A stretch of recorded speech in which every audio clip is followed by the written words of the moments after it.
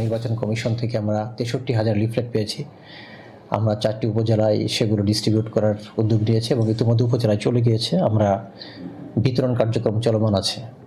এর পাশাপাশি আমাদের যারা নারী ভোটার তারা বেসিক্যালি তারা বাড়িতে অবস্থান করে এবং তাদেরকে সেন্সিটাইজ করার জন্য আমরা উঠান বৈঠকের আয়োজন করছি, যেমন নারী ভোটাররা যেন সচেতন হয় গণভোটের বিষয়ে।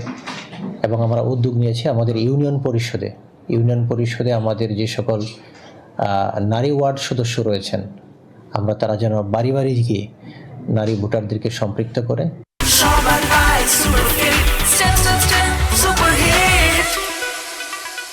আমার যে কোর কমিটি আইন শৃঙ্খলা উন্নতি কিভাবে করা যায় সেই বিষয়ে আমি একাধিকবার মিটিং করেছি এবং সেই মিটিংয়ের একটা সবচেয়ে গুরুত্বপূর্ণ যে জায়গাটি আমরা নিশ্চিত করেছি সেটি হলো যে অস্ত্র উদ্ধার, যেই বিষয়টি আমাদের কাছ থেকে আপনাদের মতো সাংবাদিকবৃন্দ যারা আছেন, পাশাপাশি বিভিন্ন অ্যাঙ্গেল থেকে কিন্তু আমরা পেয়েছি যে অস্ত্র ঢুকতে পারে। আমরা সেই জায়গাগুলো কিভাবে বন্ধ করা যায় এবং ইতোমধ্যে যদি ঢুকে থাকে সেখানে কিভাবে সেটিকে রেস্কিউ করা যায়, আর্মস অ্যান্ড অ্যামিউনিশন, এই বিষয়টা আমরা অত্যন্ত তৎপরতার সাথে